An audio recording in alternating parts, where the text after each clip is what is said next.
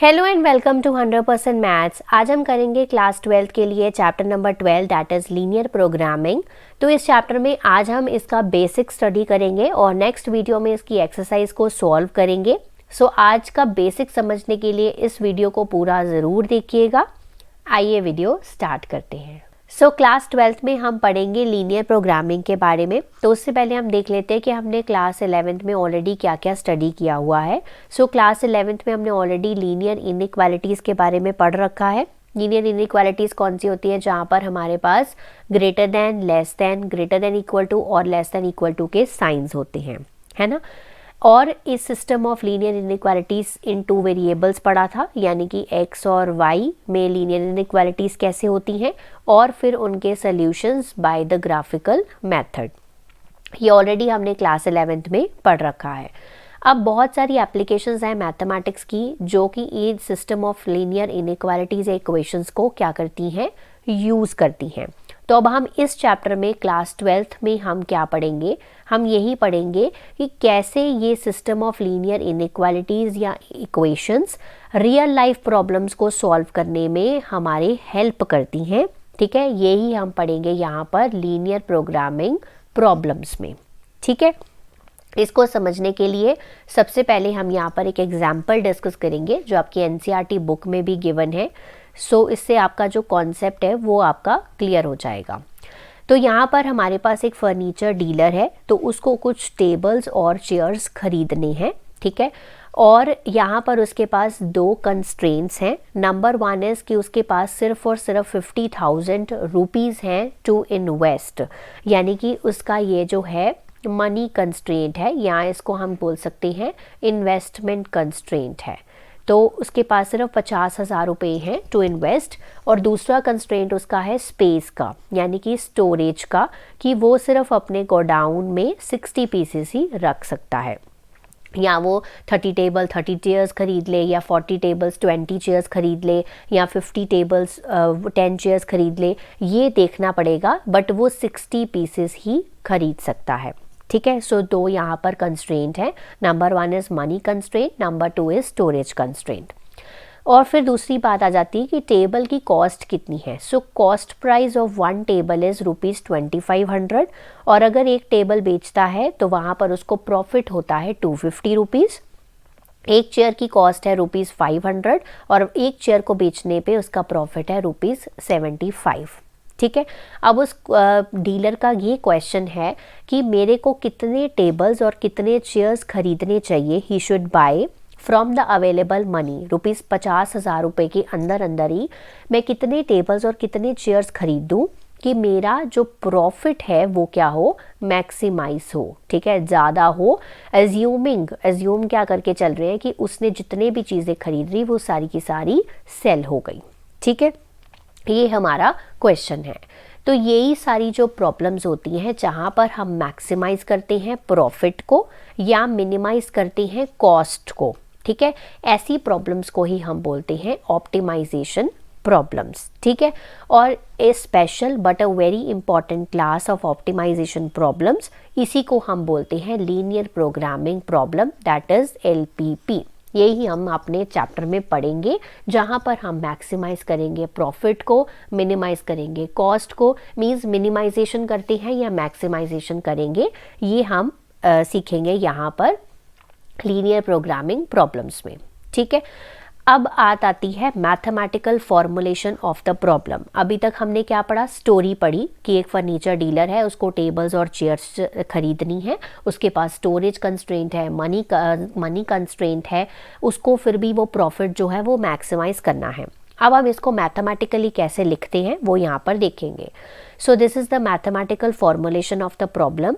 एक furniture dealer को क्या क्या बाय करना है, पहले फिर से लिख लेते हैं। टेबल और चेयर्स बाय करनी है।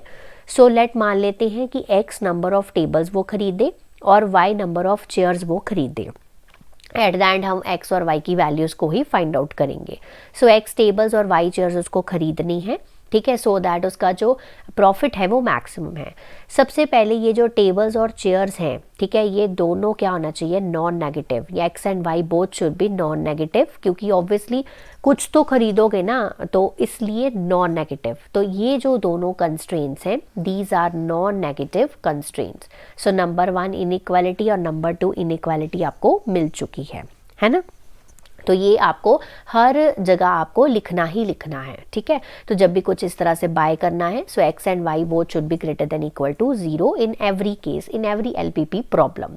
ओके, नेक्स्ट आ जाता है आपके पास कि उसके पास एक मनी कंस्ट्रेंट था, इन्वेस्टमेंट कंस्ट्रेंट, क्योंकि उसके पास क्या है, 50,000 रुपये ही हैं सिर्फ इन्वेस्ट करने के लिए। उससे पहले आपको पता है कि टेबल को बाय करने की जो कॉस्ट है दैट इज़ 2500 और उसके ऊपर जो प्रॉफिट है वो 250 रुपीज़ है। ये आप टेबल्स की बात कर रहे हैं, ठीक है। और चेयर्स की अगर बात करें तो कॉस्ट प्राइस उसका है 500 और प्रॉफिट है उसके ऊपर 75, है ना। ये आपका टेबल है इस तरह से।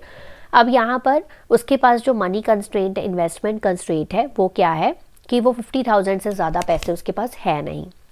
तो यहाँ पर जो भी वो खरीदे, जितने भी टेबल वो चेयर्स या खरीदे, that should be less than equal to 50,000। अब एक टेबल को खरीदने की कॉस्ट कितनी है, 2500। कितने टेबल्स हैं, एक्स टेबल्स हैं, अभी हमें पता नहीं टेबल्स कितने हैं, so 2500 into x, then 500 into y. 500 is the cost price of 1 chair और वाई चेयर्स हैं, तो 500 वाई। सो ये हो गया आपका थर्ड इनइक्वालिटी, ठीक है। अब इसको इन्होंने आगे सॉल्व करा हुआ है, आप चाहे तो कर सकते हैं 500 से डिवाइड, तो ये 5x हो जाएगा, ये y हो जाएगा और ये हो जाएगा 100, ठीक है। सो आपकी थर्ड इनइक्वालिटी ये आ गई, 5x plus Y is less than equal to 100। Okay, next आ गया उसके पास स्टोरेज कंस्ट्रेंट भी है। तो स्टोरेज कंस्ट्रेंट क्या था उसका कि वो सिर्फ 60 पीसेस ही कॉन्स्टिट्यूट कर सकता है अपने गोडाउन में। सो जितनी भी टेबल्स और चेयर्स वो खरीदे मिलकर x plus y, that should be less than equal to 60, ठीक है। सो आपको 4 हमारे पास यहाँ पर लीनियर इनइक्वालिटीज़ मिल गई, ठीक है। अब डीलर को इस तरह से इन्वेस्ट करना है ताकि वो अपना जो प्रॉफिट है वो मैक्सिमाइज कर सके। तो हम मान लेते हैं कि z हमारा ऑब्जेक्टिव फंक्शन है जिसको हमें क्या करना है, मैक्सिमाइज करना है। यहाँ पर मैक्सिमाइज मतलब z को करना है और प्रॉफिट को मैक्सिमाइज करना है यहाँ पर। सो प्रॉफिट पर टेबल इज़ 250 रुपीज़, यानी कि 250 इंटू एक्स हो गया, यानी कि अगर x हमारे पास टेबल्स हैं, सो 250 rupees into x is the profit of table. then 75y. So z equals to 250x plus 75y. This is the objective function of this LPP problem.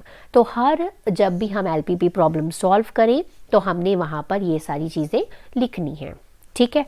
अब इसको हम लिखेंगे कैसे, क्वेश्चन कैसे पूछा जाता है वो ये है, maximise z equals to 250x plus 75y subject to the constraints. तो ये कंस्ट्रेंट्स हैं, ठीक है। ये अभी मैंने आपको बताया 5x plus y less than equal to 100, x plus y less than equal to 60, x is greater than 0, y is greater than 0। तो ये सारे हमारे कंस्ट्रेंट्स हो गए। ऐसी प्रॉब्लम्स को हम बोलते हैं LPP problems, that is linear programming problems.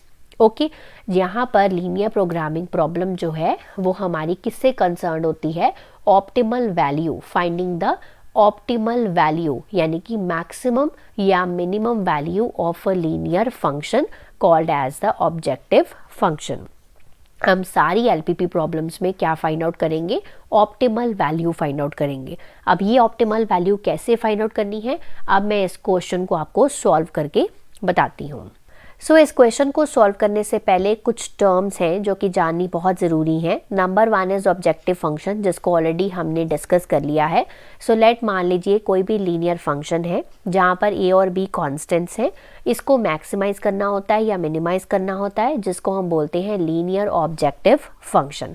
जैसे इस क्वेश्चन में हमारे पास था 250x + 75y, ये लीनियर ऑब्जेक्टिव फंक्शन है और x और y क्या है, डिसीजन वेरिएबल्स हैं, क्योंकि यहाँ पर हमने अभी डिसाइड करना है कितने टेबल्स और कितने चेयर्स हम खरीदें, तो इसीलिए इनको डिसीजन वेरिएबल्स बोला जाता है। ठीक है, क्योंकि टर्म्स आपको पता होनी चाहिए।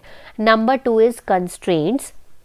तो अभी आपने 4 कंस्ट्रेंट्स लिखे थे। सो लीनियर इनइक्वालिटीज़ या इक्वेशंस या कह सकते हो restrictions on the variables of linear programming problems are called as constraints. तो ये जो कंडीशंस मैंने आपको लिखवाई थी, x is greater than 0, greater than equal to 0, y is greater than equal to 0, ये हमेशा क्या होते हैं, नॉन नेगेटिव कंस्ट्रेंट्स होते हैं या नॉन नेगेटिव रिस्ट्रिक्शंस इनको बोलते हैं। ठीक है, the third one is optimisation problem. जिस प्रॉब्लम में हम कुछ मैक्सिमाइज करें या मिनिमाइज करें, ठीक है, a linear function subject to some constraints, उस प्रॉब्लम को हम बोलते हैं ऑप्टिमाइजेशन प्रॉब्लम, जैसे कि अभी हमने डिस्कस किया। ठीक है, अब बात आती है कि हमने इस क्वेश्चन को सॉल्व कैसे करना है। So there is a graphical method of solving this LPP problems. तो यहाँ पर आपने क्या करना है कि आपने ये इक्वेशंस आपको जो दिए रखी हुई हैं, ठीक है, तो सबसे पहली इक्वेशन आपकी है 5x + y, ठीक है, इज़ इक्वल टू करके आपने जैसे नॉर्मल लीनियर इक्वेशन है उसको सॉल्व करना है। कुछ पॉइंट्स आपको पुट करने हैं, ऐसे ये वाली x + y = 60, ठीक है, x = 0 और y = 0, है ना। आप इसको सॉल्व करेंगे नॉर्मली।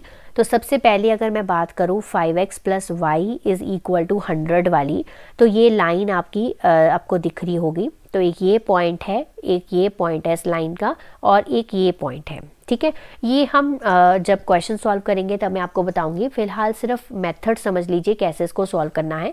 तो 5x + y = 100, आपको कुछ पॉइंट्स प्लॉट करने हैं, जैसे आप नॉर्मली 9th और 10th में करते थे, टेबल बनाकर x और y के कुछ पॉइंट्स आपको प्लॉट करने हैं, उसकी करस्पॉन्डिंग y की वैल्यूज़ आ जाएंगी, आपको फिर वो ग्राफ पे प्लॉट करने हैं, ठीक है, और लाइन ड्रॉ करनी है। So this is the line related to 5x + y = 100। दूसरी है x + y = 60, तो आप देख सकते हैं ये वाली लाइन x + y = 60 की है। देन x = 0 क्या हो जाएगा, हमारी y एक्सिस, है ना, और y = 0 क्या हो जाएगी, हमारी x एक्सिस। ठीक है, तो ये हो गया। अब यहाँ पर जब आप सारी लाइंस ड्रॉ कर लेंगे तो आपको एक रीजन दिखेगा जो कि होगा फिजिबल रीजन, मतलब common region to everything, every line. ठीक है, तो यहाँ पर आप देख सकते हो ये जो ब्लू वाला कलर्ड है region, so this is the feasible region. ठीक है, और रीजन जो इसके बाहर है वो सारा क्या है, इनफिजिबल रीजन। सो टर्म आ गई फिजिबल और इनफिजिबल रीजन। ठीक है, फिजिबल जो कि यहाँ पर शेडेड है और जो सभी लाइंस को सूटेबल है वो फिजिबल रीजन हो गया, और रीजन जो नहीं है other than the feasible region है वो इनफिजिबल रीजन हो गया। ठीक है, अब यहाँ पर फिजिबल सॉल्यूशंस आप लोगों को कैसे फाइंड आउट करने हैं। सो फिजिबल सॉल्यूशंस आप लोगों को कैसे फाइंड आउट करने हैं, जो points with in and on the boundary हैं फिजिबल रीजन के, that represents the feasible solutions of the constraint. इसको समझने के लिए एग्जाम्पल लेंगे। फॉर एग्जाम्पल जैसे हमने कहा कि ये 10,50 पॉइंट है, ये फिजिबल रीजन में आता है, so it is a feasible solution of the problem. ठीक है, अगर मैं बोलूँ कि मेरे पास कुछ और पॉइंट्स हैं 0,60, 20,0, ठीक है, तो ये 20,0 है, ठीक है, और 0,60 है, तो ये भी क्या है, फिजिबल रीजन के अंदर आते हैं। और जितने भी पॉइंट्स इस ब्लू रीजन के अंदर आते हैं, these all are the feasible solutions of this problem. ठीक है, कोई भी पॉइंट जो आउटसाइड है फिजिबल रीजन के, जैसे फॉर एग्जांपल ये वाला पॉइंट है या कोई यहाँ पर पॉइंट है, ठीक है, तो वो सारे जो पॉइंट्स हैं that are infeasible solutions of the problem. ठीक है, अब यहाँ पर ऑप्टिमल सॉल्यूशन फाइंड आउट करना बहुत ज़रूरी है। ऐसे तो हमारे पास बहुत सारे फिजिबल सॉल्यूशंस बन रहे हैं, आप देखो 0,60 भी फिजिबल है, 10,50 भी फिजिबल है, पर मुझे तो एक ऑप्टिमल सॉल्यूशन चाहिए ना, एक ही सॉल्यूशन चाहिए, है ना। तो एक सॉल्यूशन फाइंड आउट करने के लिए क्या करना पड़ेगा, तो उसको करने के लिए हमें क्या करना पड़ेगा, थ्योरम समझनी पड़ेगी। सो थ्योरम नंबर 1 क्या लेना है, let r be the feasible region. So let मान लो कि कोई भी आपका फिजिबल रीजन है for a linear programming problem, और लेट मान लिया कि z is equal to a x plus b y जो है वो क्या है, ऑब्जेक्टिव फंक्शन है। ठीक है, अब अगर z की कोई, यानी कि इस फंक्शन की कोई अगर ऑप्टिमल वैल्यू है, चाहे मैक्सिमम है चाहे मिनिमम है, वो डिपेंड करेगा प्रॉब्लम पे, where the variables x and y are subject to constraints, ठीक है, this optimal value must occur at a corner point of vertex of the feasible region. तो हमेशा ये जो ऑप्टिमल वैल्यू है वो कहाँ अकर करेगी, ध्यान से पढ़ो, कॉर्नर पॉइंट्स पे। अब वापस आओ इस डायग्राम पे। अब डायग्राम पे हमारा फिजिबल रीजन कौन सा है, ये वाला है ना, आपको दिख रहा है। तो फिजिबल रीजन की कॉर्नर पॉइंट्स आपको सिर्फ लेने हैं। ठीक है, कॉर्नर पॉइंट्स कौन कौन से हैं, एक तो ये ओरिजिन हो गया 0 0, दूसरा पॉइंट हो गया 20, 0, तीसरा पॉइंट हो गया 10, 50 और चौथा पॉइंट हो गया 0, 60। बस हम इन चारों पॉइंट्स पे ही इसको जो फंक्शन है हमारा, इसको चेक करेंगे। समझ आ गई पहली थ्योरम। सो पहली थ्योरम ये कहती है कि हमेशा जो भी ऑप्टिमल वैल्यू होती है वो सिर्फ और सिर्फ कॉर्नर पॉइंट्स पे एग्जिस्ट करती है। ठीक है, थ्योरम नंबर 2 क्या कहती है, थ्योरम नंबर 2 कहती है कि आप ये पॉइंट्स लीजिए, ठीक है, 4 पॉइंट्स हैं वो ले लीजिए और करस्पॉन्डिंग वैल्यू ऑफ z निकाल लीजिए। तो हमारा z क्या था इस केस में, हमारा z था 250x प्लस हमारा 75y। ठीक है, अगर मैं पहले 0 0 पुट करूं x और y की वैल्यूज़, तो यहाँ पर आंसर क्या आएगा 0। ठीक है, फिर मैं पुट करूँ यहाँ पर 0, 60, तो अगर मैं 0, 60 तो ये तो 0 ही हो गया, तो 75 इंटू 60 यानी कि 4500 हो गया। फिर अगर मैं 10, 50 पुट करूँ तो 6250 आ रहा है। फिर अगर 20, 0 पुट करूँ तो 5000 हो रहा है। तो आप खुद ही देखकर बता सकते हो कि यहाँ पर मैक्सिमम वैल्यू किसकी है। तो मैक्सिमम वैल्यू किसकी है यहाँ पर, यहाँ पर 6250 है, यानी कि वो अगर 10 टेबल्स और 50 चेयर्स खरीदता है तो उसका जो प्रॉफिट है वो क्या होगा, मैक्सिमाइज होगा। ठीक है, तो इस तरह से आपको ये सॉल्व करना है। और यहाँ पर ये जो रीजन था ये बाउंडेड था। ठीक है, sometimes the region is unbounded also. ठीक है, तो वहाँ पर कैसे सॉल्व करना है वो हम आगे क्वेश्चंस में देखेंगे। ये मैंने आपको सिर्फ करवाया है कि जब हमारा रीजन जो है वो बाउंडेड है, वहाँ पर ऐसे क्वेश्चंस को सॉल्व कैसे करना है।